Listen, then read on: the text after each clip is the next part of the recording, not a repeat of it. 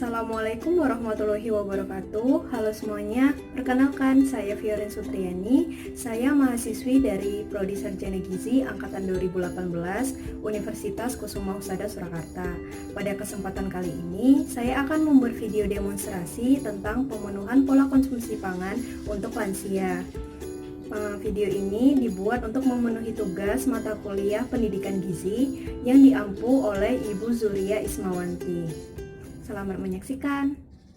Assalamualaikum warahmatullahi wabarakatuh. Waalaikumsalam warahmatullahi wabarakatuh. Selamat pagi kakek dan nenek. Pagi Mbak. Perkenalkan, saya Fiorin Sutriani. Saya merupakan perwakilan dari panitia pada acara hari ini. Kakek dan nenek kan merupakan perwakilan dari peserta.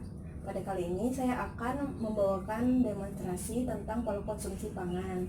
Tadi kan sudah dijelaskan sama pembicaranya ya. Iya Mbak.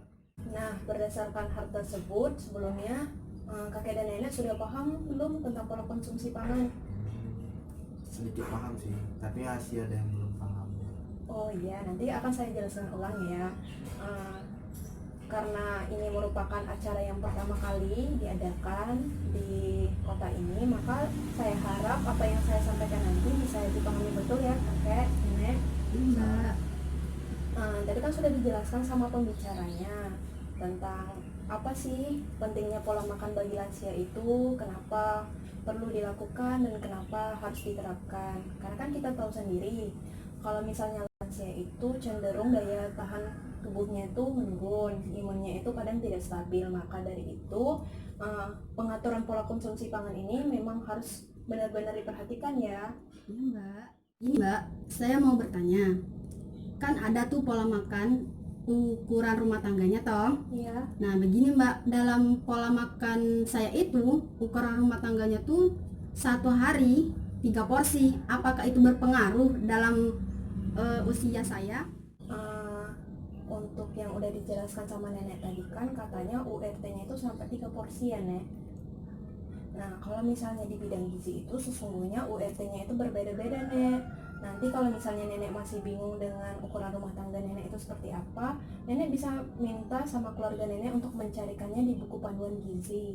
Buku panduan gizinya itu bisa nenek lihat di situs Kemenristek nek, seperti itu. Nah untuk nenek sendiri tadi kan bertanya apakah itu berpengaruh. Sebenarnya nek, pola konsumsi yang benar itu nggak harus yang namanya secara porsinya itu besar. Asalkan nenek sering makan tapi porsinya kecil-kecil pun itu tidak masalah. Yang penting dilakukan secara rutin, dan jenis makanan yang nenek konsumsi pun memang harus sesuai dengan anjuran yang telah diberitahukan. Jadi kan udah ini kan mengikuti yang namanya penyuluhan dari pembicara. Tadi udah dicatat belum poin-poinnya tentang apa saja makanan yang baik dan benar untuk dikonsumsi? Sudah Mbak. Ya nanti itu bisa dibaca lagi ya Nes, seperti itu. Terima kasih Mbak. Ya, sudah jelas? Alhamdulillah sudah jelas Mbak. Ya. Baiklah, untuk yang lain ada yang mau tanya kan? Untuk kakek? Saya mau tanya Mbak ya. Jadi gini, saya itu kan hobinya makan kan Mbak. Iya.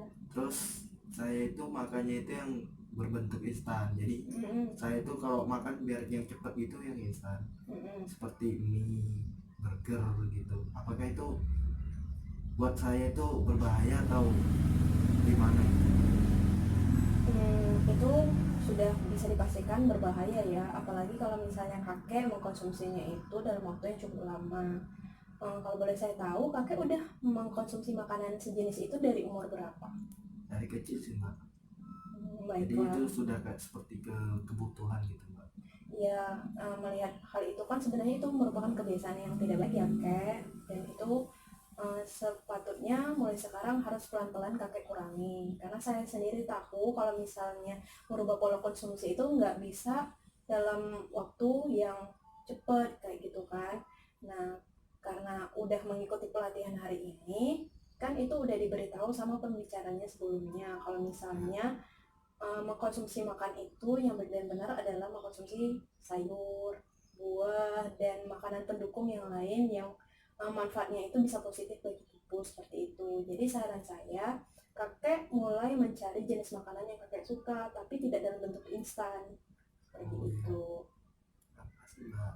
Ya, baiklah, setelah ini akan saya lanjutkan dengan pengedukasian tentang cara-cara yang kiranya bisa kakek sama nenek lakukan dalam mendampingi pengerjaan pola konsumsi pangan di dalam hidup nenek sehari-hari dan kakek juga seperti itu. Nah, sebelum saya tutup, saya akan memberikan informasi yang sebelumnya sudah saya katakan. Untuk mengakhiri edukasi hari ini, saya akan memberikan berbagai macam contoh olahraga ringan yang mungkin nenek dan kakek bisa lakukan. Tentunya di rumah, kakek dan nenek pun sebenarnya suka melakukan olahraga kan. Nah, di sini saya akan menambahkan sedikit. Jadi olahraga yang bisa kakek dan nenek lakukan itu tanpa harus memakan waktu yang cukup banyak adalah kayak bersepeda di keliling rumah. Itu bisa dilakukan nenek dan kakek ketika waktunya sedang senggang kan, entah itu pagi maupun sore. Kemudian juga hiking ringan, nanti bisa tuh sama cucu-cucunya, sama anak-anaknya. Kalau misalnya waktunya sedang luas untuk melakukan hal tersebut bisa dilakukan. Trek-trek yang ringan itu pun nanti bisa dicari ya sama keluarganya seperti itu. Kira-kira sebelum ini kakek dan nenek melakukan olahraga ringan itu atas kemauan sendiri atau tidak? Kemauan sendiri Kalau enggak? saya kemauan sendiri. Contoh Itu udah hobi. ya, contoh-contohnya Nah, kalau saya sih seperti main bulu tangkis sama teman-teman gitu. oh iya, baiklah. Nah, sekian penyampaian materi dari saya hari ini. Semoga apa yang sudah saya sampaikan bisa kakek dan nenek terima dan bagi dengan keluarga yang lain, dengan para peserta yang lain yang juga datang hari ini ya kakek, nenek. Saya ucapkan terima kasih yang sebanyak-banyaknya untuk partisipasi kakek dan nenek pada hari ini. Semoga kita bisa dipertemukan lagi lain waktu, dan semoga sekali lagi apa yang sudah kakek dan nenek terima hari ini bisa cukup bermanfaat ke depannya. Saya akhiri. Assalamualaikum warahmatullahi wabarakatuh. Waalaikumsalam.